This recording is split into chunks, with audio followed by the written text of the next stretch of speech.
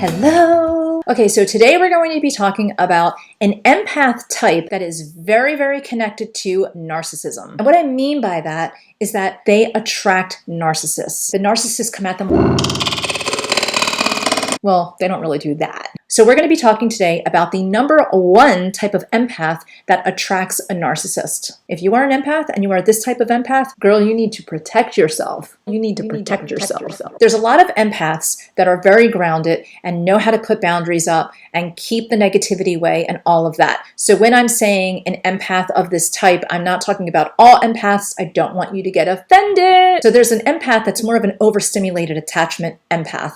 This is the person who sees beauty in everything, all of the time, everywhere, in every moment. This is the person who feels like they have some extra sensory powers. This is the person who feels like they want to heal the world. This is also the type of person who prides themselves on really knowing people. And you're going to see me use a lot of air quotes because this type of person really has a lot of not fantasy-based thinking, but a little elevated thinking, which is interesting because you would think that that would be narcissism, but it's really not. They might have had trauma or neglect in their past, and they got used to thinking a few steps ahead. So if that sounds like you, please pay attention. An overstimulated attachment empath looks a lot like a narcissist, but they're not. Now, the difference between a narcissist and an empath that has that overstimulation attachment is that the empath is not out to hurt someone and the empath can form a bond, where the narcissist can't form a bond and they're usually out to hurt someone. But they're very similar in how they project to the world, but they're very different on the inside. But they're very similar in how they project to the world, but they're very different on the inside. So an overstimulated attachment empath really loves people. They want to talk to everyone.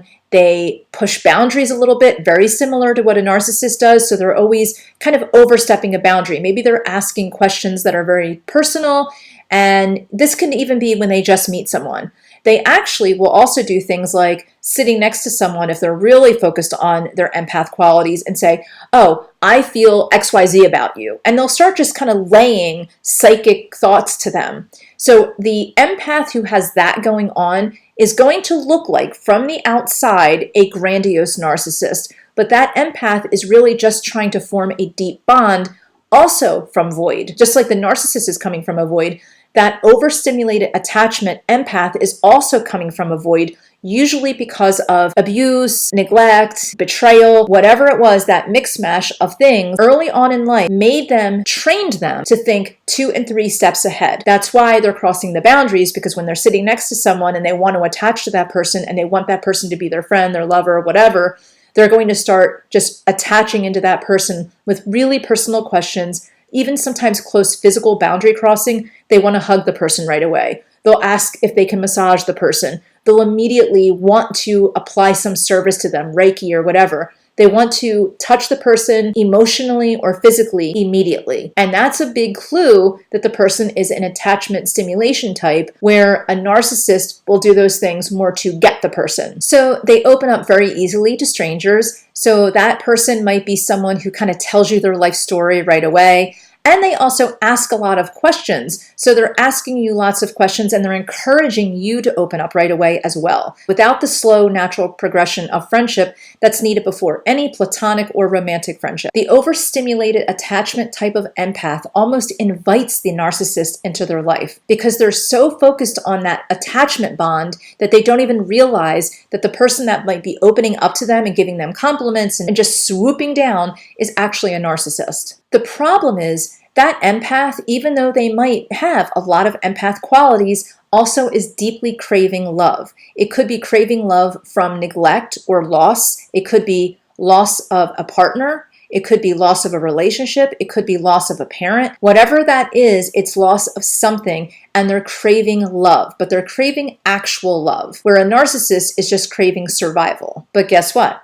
But the narcissist is like a wolf in sheep's clothing and is thinking, this is great, I've got a live one. So to the empath, that narcissist who is love bombing them is actually feeding that need for love, while the narcissist is getting the attention that they want from the empath who is trying to form a bond. It's a very dramatic relationship. It's usually very physical and emotional in the beginning and fulfilling for both people in the beginning. And then it goes to hell in a handbasket. It almost always becomes emotionally abusive.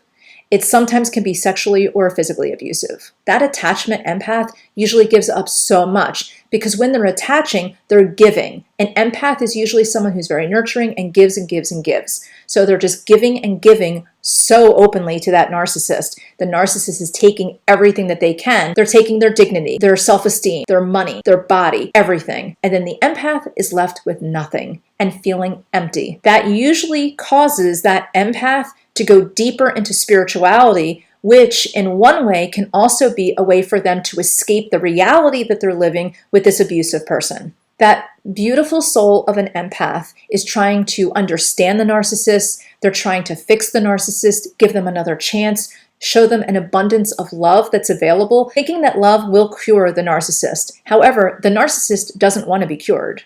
The narcissist doesn't even think there's anything wrong. How this usually ends is as that empath is going more into spirituality and looking for other ways to fill themselves up with love, the narcissist is now becoming resentful because they're not the center of the world anymore. The narcissist doesn't want to share energy with spirituality, universe, God, no one. The narcissist wants it all for themselves. They resent that the fantasy is unraveling, and they get mean and they get nasty, and the empath becomes more and more depressed or anxious. Usually what I've seen with the empaths in this particular case, when they're in the stimulated attachment style, is they get depressed and they start to gain weight. The narcissist, on the other hand, is already looking for other energy sources and could care less. They really don't care about you. So if you're the empath right now that I'm describing, I want you to understand that that narcissist doesn't really care about you. 99 out of 100% of the time, that narcissist does not care about you. They don't care that you're suffering.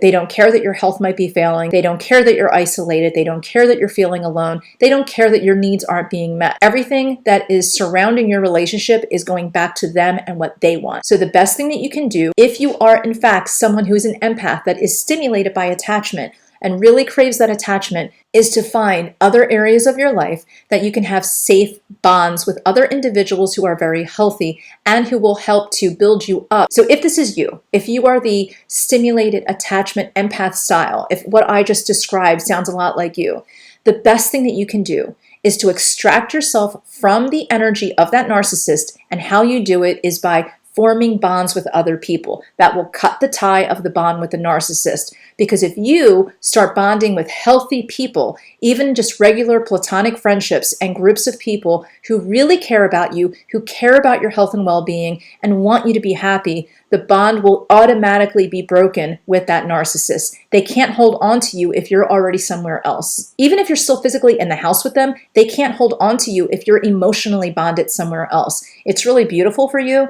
because you have a way to get out. And this will give you what you need to get out of that relationship with the narcissist, or if you're already out of that relationship, it will help you to break that trauma bond with the narcissist. You know, designer shirts are not what they are cracked up to be sometimes. There's this ruffle that's all the way down, and it's just kind of, it's different, right? It's odd. It's a yay or nay. It's kind of weird, right?